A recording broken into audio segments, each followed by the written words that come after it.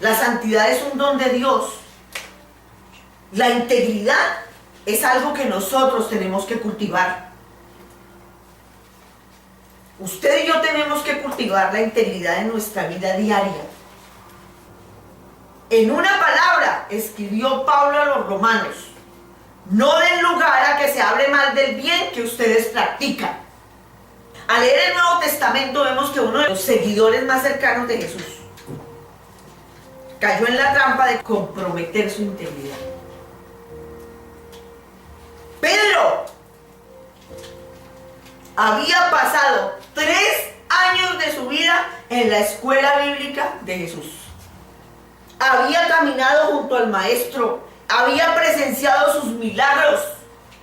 Era el hombre al que Dios le había dado la gracia de llevar el evangelio a los gentiles. Había recibido las llaves del reino. ¿Sí o no? Le dijo el Señor. Predica, esas son las llaves del reino. No es un viejito barbuchas con un poco de llaves colgadas como lo han pintado. No, las llaves del reino que el Señor le dio a Pedro era que predicara el evangelio a los gentiles. Vaya, poble la tierra con el evangelio, hable de mí. Sin embargo, se metió en una situación por falta de integridad. Aunque usted haya sido maestro, predicador, obrero de la iglesia por muchos años, le es fácil quebrantar el principio de integridad. No obstante, no tiene por qué caer en la hipocresía, aunque sean muchos los que se han enredado en ella. Ay, pero fulano le pero ese, mire, fulanito, y ahí sigue como nada.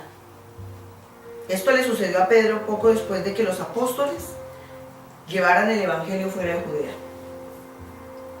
Pedro, la Biblia habla de Pedro. Su nombre está escrito con letras grandes al lado del Señor Jesús. Por eso el apóstol Pablo a los Gálatas, en el capítulo 2, versículos 11 al 14, dice: pues bien, cuando Pedro fue a Antioquía, le eché en cara su comportamiento condenable. Antes que llegaran algunos de parte de Jacobo, Pedro solía comer con los gentiles. Pero cuando aquellos llegaron, comenzó a retraerse y a separarse de los gentiles por temor a los partidarios de la circuncisión. Entonces los demás judíos se unieron a Pedro en su hipocresía. Y hasta el mismo Bernabé se dejó arrastrar por esa conducta hipócrita. Cuando vi que no actuaban rectamente, como corresponde a la integridad del evangelio, le dije a Pedro delante de todos: si tú, que eres judío, vives como si no lo fueras, ¿por qué obligas a los gentiles a practicar el judaísmo? En pocas palabras, si a usted se le encomendó hablar del Señor Jesucristo, ¿por qué es tan falso y tan hipócrita? Pedro había comenzado a actuar con hipocresía. Cuando Pablo llegó, cuando encontró esta situación que describe en Gálatas 2, a Pedro le preocupaba más verse bien ante los demás. Lo que él quería era agradar a los creyentes judíos de Jerusalén. Le importaba más verse bien ante ellos que mantener su testimonio cristiano ante los gentiles a quienes estaba ministrando. Fue a lo seguro, siguió tradiciones, siguió reglas de los hombres, y al hacerlo demostró ser hipócrita con sus acciones. No, eso no es ser bueno, aparentar ser bueno. No, pero es que yo anduve con el Señor Jesús y yo me sé toda la palabra y yo... Fue ese temor a la gente religiosa la que hizo que cayera en esa trampa. Juan Wesley, lo he venido predicando en estos días, lo he citado mucho, al avivador del siglo XVII. En sus células les daba preguntas a la gente.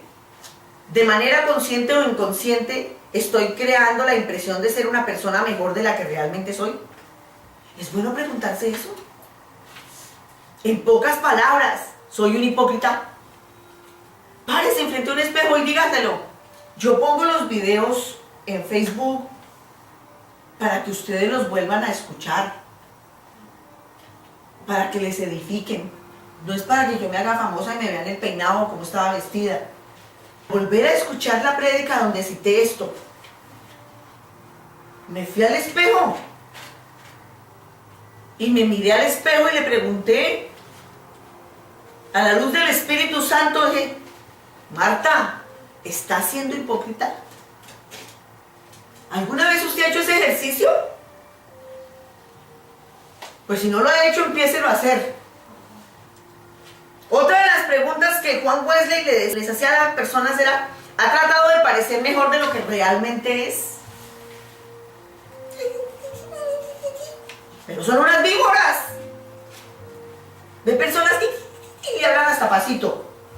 Pero cuidado, se desenroscan. Porque son peores que una cobra.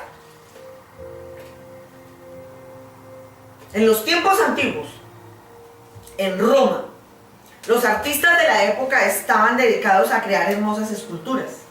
Cuando usted va a visitar un museo o viaja por Europa, sobre todo, encuentra en esos museos ese tipo de esculturas, muchas de las cuales se conservan allá, o algunas están en colecciones privadas. La historia nos dice que cuando esas esculturas hechas de mármol se quebraban, la parte quebrada era reemplazada con cera. Las pintaban para que tuvieran exactamente el mismo aspecto que el mármol que sustituía. Muchas esculturas reparadas con cera se vendían. Y la mayoría de las veces, sin indicar que lo habían hecho, que le habían hecho ese reemplazo. En latín, las palabras usadas eran cine.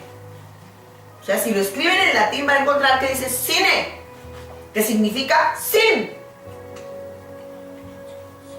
O sea, si la escultura no tiene cera, en latín le van a poner una palabra que dice cine, quiere decir sin, cera, sin cera. Entonces usted está seguro que la escultura no tiene cera. Esta no estuvo en reparación, no le pusieron cera. La palabra, que en esa época en latín era cine, cera, pasó intacta al español. Y de la unión de estas dos palabras latinas se deriva la palabra sincera. Una persona sincera. En la historia hubo un tiempo en que esa práctica se hizo corriente. Y cuando el cliente quería comprar una estatua costosa, pedía primero que le dieran una sincera, aunque no la tuviera. Yo quiero una sincera. La persona sincera es una persona en la que no hay falsedad. Es una persona con una cohesión moral, en cuya vida no hay partes hechas de cera. No hay nada falso en su carácter. El mundo quiere ver cristianos sinceros, creyentes que no engañen ni mientan, que sean veraces en la práctica de su trabajo. Si ven cristianos modelo como estos, creerán en el evangelio que estos cristianos predican. Hace poco, el expresidente de Colombia, el doctor Uribe, visitó Avivamiento Mundial. Y al hablar, dijo esto, textualmente lo dijo: yo les admiro a ustedes, cristianos de Avivamiento. Ustedes son gente que son congruentes con lo que predican. O sea, ustedes viven lo que predican. A ustedes se les ve. Y yo oro porque nosotros seamos así. Amén. Congruentes con lo que predicamos. Amén. Uno de los obstáculos más grandes para que el mundo crea en el evangelio es la evidencia de falsedad en la vida de muchos cristianos. ¿Usted ha oído la expresión, y eso que es cristiano? Eso detiene para que muchos no lleguen a Cristo. Eso hace que nos convirtamos en piedra de tropiezo para gente que necesita a Cristo. Estos cristianos creyentes se parecen a los reales y se presentan como sinceros, pero su falta de integridad los ha convertido en piedras de tropiezo para la extensión del evangelio. Ese tipo de cristianos están llenos de cera. Hay quienes dicen enseguida que son cristianos. O sea, y hay gente que sin que lo diga, sí sabía que usted tenía algo, era diferente. Pero hay gente que dice que es cristiana, pero no los contratan por su falta de honradez. Añaden horas que no han trabajado. Ahora les dio una moda trabajar por debajo de la mesa para no pagar impuestos. Ganar salarios sin reportar. Se cosas a la casa que les pertenecen a su trabajo. Y estos actos de falta de honradez destruyen la confianza y anulan la eficacia de un ministerio. El Señor podrá tener planes con la persona, pero si actúa así. Una mujer dijo, ya no se sabe en quién confiar, refiriéndose a un hombre de Dios que se enredó con su secretaria. Y el hombre luego la despidió. Y para despedirla le dijo, usted no ha hecho nada malo. El Espíritu Santo fue el que me indicó que la liberara de sus obligaciones. Un hombre falto de honradez, carente de integridad. Por eso la mujer dijo, ya no se sabe en quién confiar. Pero es que decimos mentiritas. Y eso es a causa de nuestra procedencia social y cultural. Hay algunos de nosotros que fuimos enseñados a mentir. Nos enseñaron a decir cosas que no eran como lo decíamos. No se decían con mala intención. Eran más bien errores nacidos de la ignorancia. No le digas a esa persona que no quieres comprar ese artículo. Dile que es bueno, pero no se lo compres.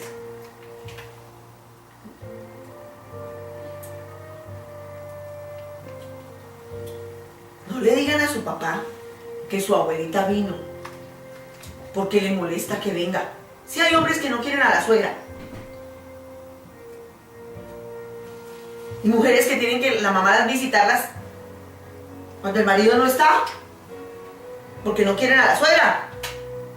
Y entonces a la mujer le dicen, no, a su papá que vino su abuelita. ¿Qué está enseñando? A mentir a los niños. Ay, que su papá no sepa que yo compré esto. Sí hay mujeres que viven así. Ay, que su papá no sepa que yo me gasté la plata en eso.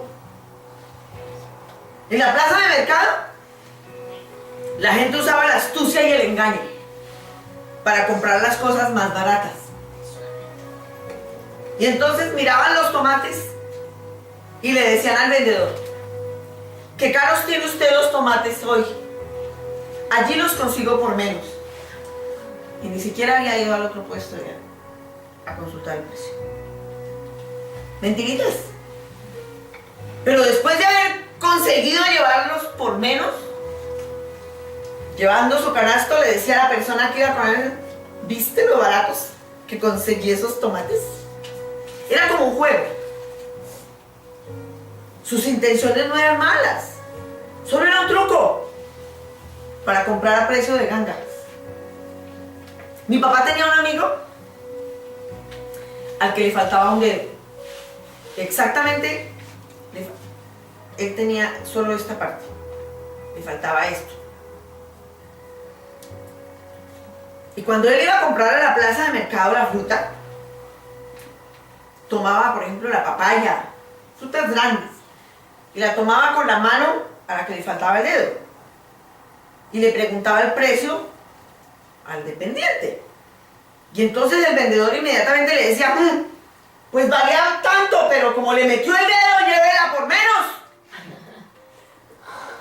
Era un truco. contaban mi mamá y mi papá y este señor, divertidísimos, como la gran hazaña. Y eso era astucia para engañar. También hay mentiras corrientes. Con frecuencia cuando el niño tiene fiebre se le dice, no, mi amor, no tienes fiebre, no te preocupes. ¿Y está qué hace el niño en fiebre? La idea es impedir que el niño se asuste. Pero le estamos enseñando que algunas veces no tiene nada de malo decir una pequeña mentira. Le enseñamos que a veces, cuando algo no va a favor nuestro, podemos usar una mentira. Los hábitos de este tipo permanecen en la persona cuando llega a la edad madura. Y el niño que veía comprar tomates en la plaza de mercado se puede convertir en un gran contrabandista o en un ladrón de impuestos. La Biblia nos dice que los que no son honrados en las cosas pequeñas no gozarán de confianza para administrar las grandes. Decir mentiras, por pequeñas que sean, no es honrado. Los mentirosos carecen de integridad para ser las personas que Dios quiere que sean. La falta de honradez no tiene un mínimo. Escúchenme, puede estar relacionada con $1.000.000 o con $1 solo.